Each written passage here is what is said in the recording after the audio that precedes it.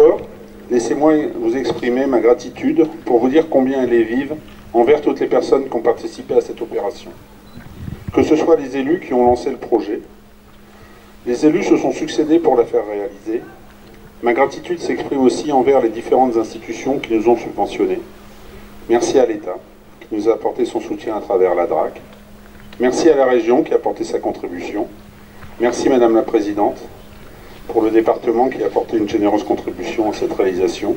Merci aux parlementaires qui nous ont affecté un peu de leurs réserves, sans oublier les généreux et généreuses donatrices qui ont participé à la souscription organisée par la Fondation du patrimoine. Merci à Madame Ségone, l'architecte du patrimoine qui a pris en charge ce projet, malheureusement qui ne peut pas être parmi nous aujourd'hui. Enfin, merci aux équipes dont j'ai vu la compétence et la joie de participer à cette restauration. La restauration d'un tel édifice, que ce soit les artistes, les artisans, mais aussi tous ceux et toutes celles qui ont œuvré, soit dans les bureaux, soit sur le terrain d'une manière ou d'une autre. Et enfin, merci aux bénévoles de la paroisse et aux bénévoles du village. Particulièrement, M. Francis Boisumeau, pour qui le travail phénoménal qu'il a effectué sur les statues est majestueux. À l'entreprise Tabot, qui n'a cessé de nous venir en aide pour rendre la vie à l'intérieur de cet établissement. Merci à mon assistante, Madame Ferdonnet, pour toute l'énergie qu'elle a déployée depuis le début de ce projet. Et aussi, merci à Jean-François Elino, mon deuxième adjoint, qui ne vit que pour la cérémonie depuis une dizaine de jours. Merci aussi aux conseillers et conseillères municipaux qui se sont investis dans cette cérémonie. Aujourd'hui, je ne suis humblement que la main qui termine ce projet. Je suis ravi que notre ancienne maire, Corinne Imbert, et maintenant sénatrice, soit à mes côtés aujourd'hui, afin de clore et célébrer cette fin de travaux. Le projet à ce jour, et depuis la première tranche, représente près de 1 060 000 €. Les subventions ont été distribuées par la DRAC, en partie, à hauteur de 206 554 €. La région Nouvelle-Aquitaine a participé à hauteur de 144 323 €. Le département de la Charente-Maritime, pour une somme de 257 076 €. Une part de réserve parlementaire de 31 159 €. Et de la part des nombreux et généreux donateurs à travers la souscription, à hauteur de 22 278 €. Cette tranche de travaux est maintenant terminée. Elle ne constitue pas une fin. En effet, il reste des éléments à parachever, comme la porte d'entrée, le sas d'accueil, le jardin extérieur où vous vous trouvez actuellement. Le conseil municipal statuera sur la pertinence et le planning à adopter pour terminer ces travaux. En plus d'un lieu de culte, que représente cette église et pourquoi elle est importante pour les habitants de Beauvais-sur-Matha?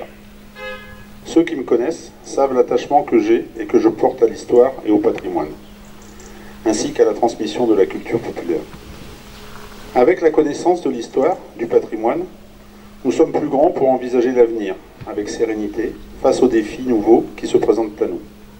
Si l'on prend le temps de s'intéresser au bâtiment, on s'aperçoit que le patrimoine est un message. Le patrimoine raconte des histoires, les histoires de nos ancêtres, les histoires des habitants de notre village, l'histoire même de ce village. Ce n'est pas une nostalgie, mais plutôt un témoin historique de notre cité. Elle en a vu et vécu notre Église. Depuis le XIIe siècle, elle a vu des guerres, des révolutions, elle a entendu des supplications, mais aussi elle a vu des libérations, des actes d'amour, des promesses, des engagements, des espérances et des louanges. Cette Église a subi les outrages du temps, elle a aussi subi la marque de l'homme, mais elle a perduré, jusqu'à maintenant presque intacte. Nous, et je dis nous, citant tous les acteurs de cette rénovation, avons œuvré pour la remettre dans l'état que vous allez pouvoir découvrir tout à l'heure. Certes, elle a subi au cours des siècles des transformations, surtout au XIXe siècle, où elle a acquis sa forme actuelle. Mais elle est toujours là. Preuve que l'histoire n'est pas terminée. Une page se tourne aujourd'hui.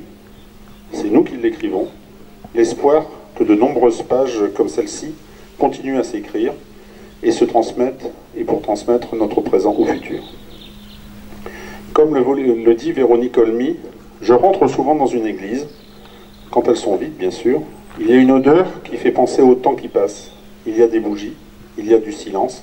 Ça fait toujours quelque chose, un petit creux au ventre. C'est ancien et pourtant ça tient debout. C'est vieux, mais ça ne meurt jamais. La laïcité est inscrite dans la Constitution depuis 1946 et elle est une valeur intangible de la République et se caractérise par la loi de 1905 qui a pour principe la séparation de l'Église et de l'État. L'Église est un bâtiment public dont l'entretien, en ce qui concerne sa structure, incombe à la municipalité. La commune de Beauvais-sur-Matha n'a pas dérogé à ce principe. La paroisse en est l'affectataire et reste maître de son utilisation. Le dialogue qui s'est instauré entre la paroisse et la mairie en régira l'utilisation en dehors du culte comme il se doit. L'église Notre-Dame de l'Assomption est un lieu de culte, mais aussi un lieu de culture et un lien social.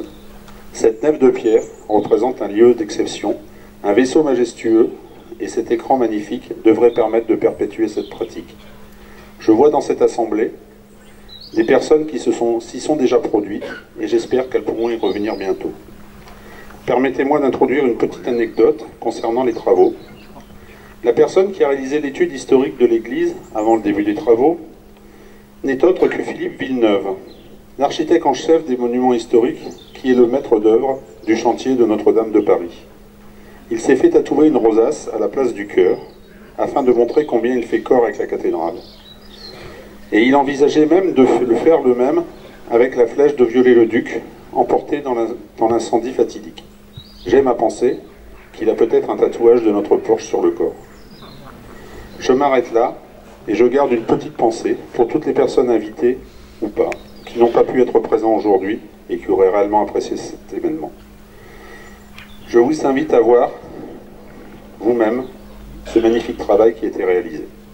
Mesdames et messieurs, merci beaucoup pour votre attention. Et je vais maintenant passer la parole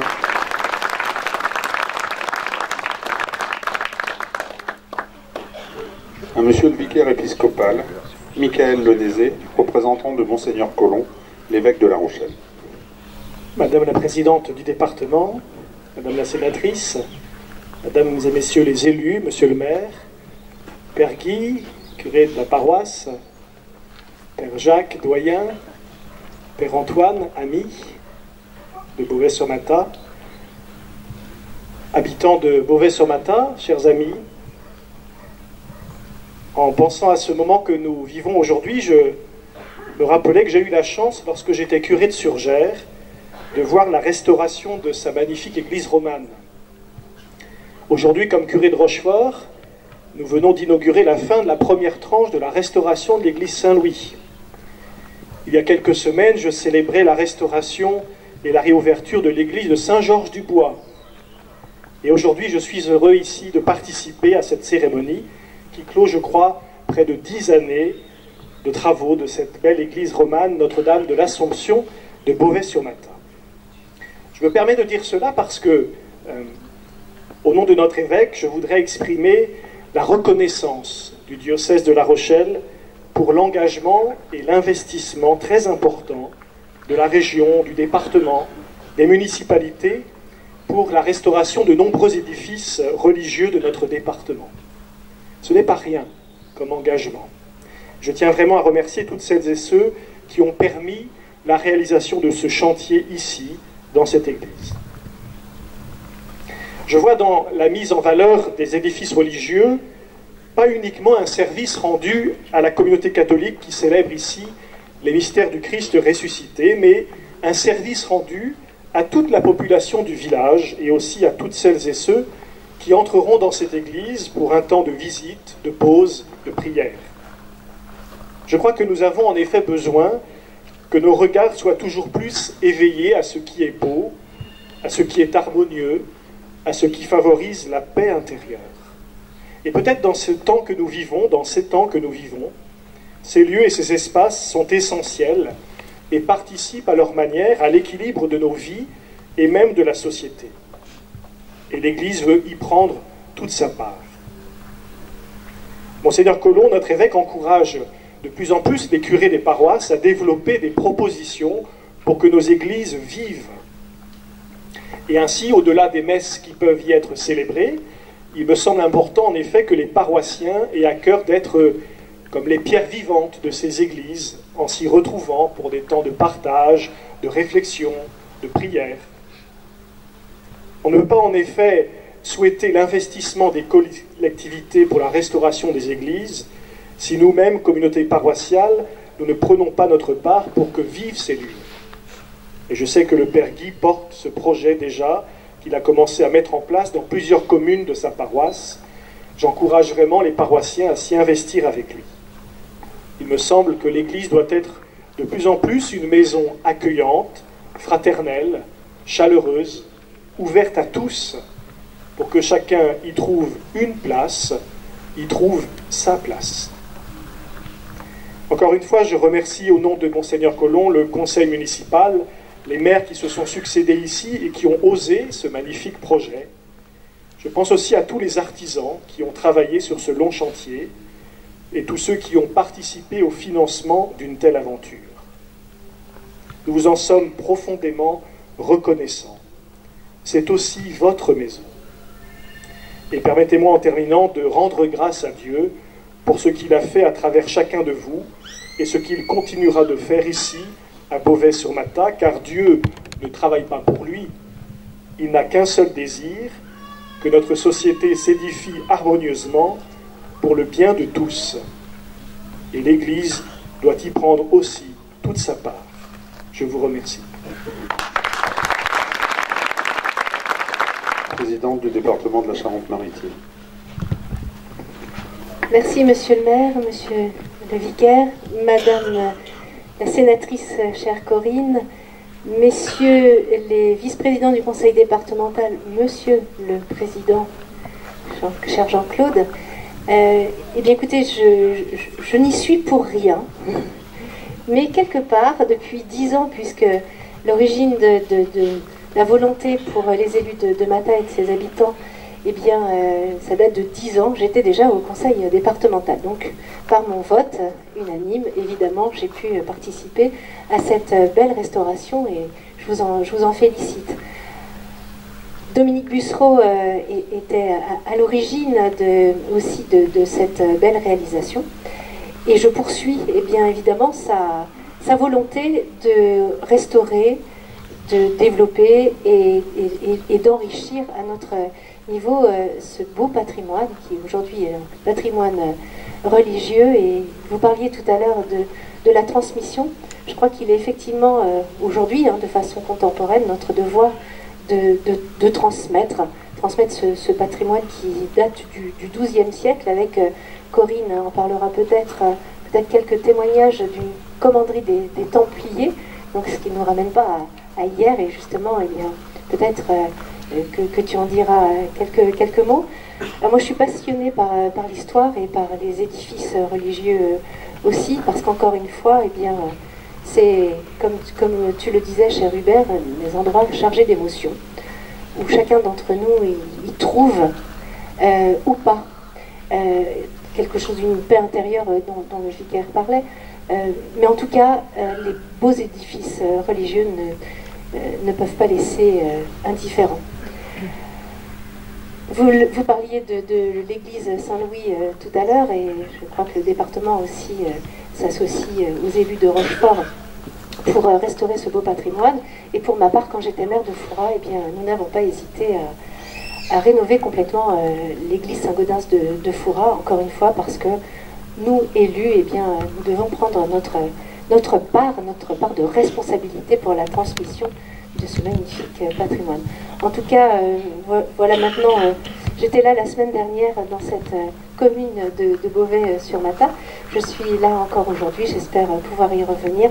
J'espère que les Fourrasins ne vont pas penser que je vais élire domicile à Beauvais, mais la ville est tellement charmante, votre village est tellement beau que j'ai bien envie d'y revenir.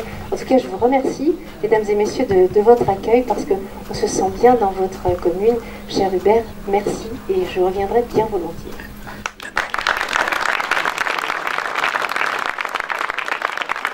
Je ne vous la présente pas. C'est la locale de l'étape. Avec toi. Alors, on va le faire avec un peu de protocole, bien sûr. Madame la présidente du conseil départemental, ma chère Sylvie. Messieurs les vice-présidents du conseil départemental, cher Stéphane, cher Jean-Claude, monsieur le vicaire, représentant Monseigneur Colomb, et monsieur le maire, mon cher Hubert. Chers amis, je salue tous les élus présents, le curé du pays, la paroisse du pays de Mata, je le dis dans le bon ordre, les pères qui sont présents, tous les élus présents, et puis tous les habitants et les voisins qui sont venus en amis pour cette inauguration des travaux de restauration de l'église Notre-Dame de l'Assomption. Alors oui, ça a été un long chantier, et j'ai une pensée bien sûr pour mes prédécesseurs Pierre Favreau et Claude Lièvre qui, au cours de leur mandat, ont œuvré aussi par petites touches pour restaurer ou pour entretenir cette église. Et souvenez-vous, pour ceux qui étaient à Beauvais en 99, la tempête, le clocher tombé, et le jour où on a reposé toute la charpente avec une grue, la charpente avait été montée au pied de l'église, et une grande grue l'avait posée délicatement tout en haut au-dessus des cloches, et c'était un moment fort d'une partie de la... Et on les entend. Parce qu'à Beauvais, les cloches sonnent. Elles sonnent toutes les heures, et elles sonnent l'Angélus le matin et le soir. Donc une pensée pour mes prédécesseurs, et puis un grand merci à mes successeurs, Pierre Martineau et Hubert Coupé, et aux conseillers municipaux pour la poursuite de ce vaste chantier. Nous avons une grande église pour une petite commune. Alors je ne parlerai pas d'histoire parce que je suis nulle en histoire, mais vous savez quand même qu'il y avait une commanderie des Templiers, et l'histoire de l'église de Beauvais-sur-Mata est intimement liée à celle de la commanderie, avec Guillaume de Mosée au début du XIIe siècle, et en lien avec l'Angoumois. Alors Hubert nous a refait l'histoire tout à l'heure, et c'était Beauvais la place forte, et Angoulême la place rattachée à Beauvais, qu'on se le dise. C'est important de le rappeler, n'est-ce pas Hubert? Voilà, je remercie évidemment tous les paroissiens qui ont toujours eu une attention à notre église, et je voudrais aussi saluer François Berton qui œuvrait à la Fondation du patrimoine pour la région Poitou-Charentes, et avec lequel j'avais signé au nom de la commune, et vous-même, cher François, au nom de la Fondation du patrimoine, la convention qui a permis à des donateurs de contribuer aussi à la restauration, au financement de cette restauration. Donc on voit que c'était un gros chantier. Sans les collectivités, sans l'État, sans le département, sans la région, évidemment, nous n'aurions pas pu arriver à restaurer cette église auquel, évidemment, l'altitude de Beauvais-sur-Mata fait que son clocher, on le voit de loin. Et on le voit quand on sort de Mata, mon cher Claude. Et je ne sais pas pourquoi, c'est peut-être j'ai toujours mon regard qui se porte sur le clocher. Que j'arrive de Mata ou que j'arrive de Verdi, quand je sors de Verdi, la première chose que je regarde, c'est le clocher de Beauvais. Non pas pour m'assurer qu'il soit toujours là, parce que sauf séisme, il n'a pas de raison de s'effondrer, Dieu merci, mais c'est peut-être un réflexe enfantin. Quand on était gamin, on allait chez mes grands-parents qui avaient une maison en Eure-et-Loire. Il y avait le clocher de Galardon, qui est une grande flèche, pour ceux qui connaissent un peu, je ne sais pas si vous connaissez Galardon. Et avec mon frère, c'était le premier qui verrait la pointe du clocher de Galardon. Ben, je pense que j'ai gardé un peu ce réflexe complètement infantile, mais qui fait que je regarde toujours le clocher de Beauvais quand je sors de Mata ou quand je sors de Verdi. Voilà, on le voit de loin. C'est évidemment une église où les uns et les autres, on peut avoir des souvenirs heureux, des souvenirs moins heureux. Mais c'est évidemment un patrimoine qu'il était important de restaurer pour que, sur le plan cultuel, monsieur le vicaire, cette église soit belle pour les paroissiens, et puis qu'avec l'autorisation de Monseigneur l'évêque, nous puissions accueillir aussi quelques événements culturels, bien sûr, que cette église vive, et que chacun puisse y trouver ce qu'il a envie d'y trouver, évidemment. Voilà, donc merci à tous ceux, vraiment, un grand merci à tous ceux qui ont contribué à cette restauration. Il y a eu des étapes parce que ça demande un financement important. Il a fallu faire plusieurs tranches. Je salue aussi Claudine Auchet qui est par là, qui était mon adjointe à l'époque et qui surveillait le chantier de près. Voilà. Et puis parce qu'on vient de donner le nom de Pierre Favreau à la salle des fêtes Je suis aussi contente d'avoir accompagné Pierre pour qu'il découvre l'église qui était en fin de chantier. Voilà, c'était un moment précieux que j'ai passé aussi avec lui au printemps dernier. Voilà, merci à toutes et tous qui avez aidé, contribué, travaillé, donné un coup de main, comme Christophe et comme Francis Boisumeau. Voilà, c'était important de vous dire à tous un grand merci. Pour faire durer le plaisir, nous allons maintenant réellement couper le ruban et je vous invite ensuite à venir découvrir les travaux qui ont été réalisés dans cette église.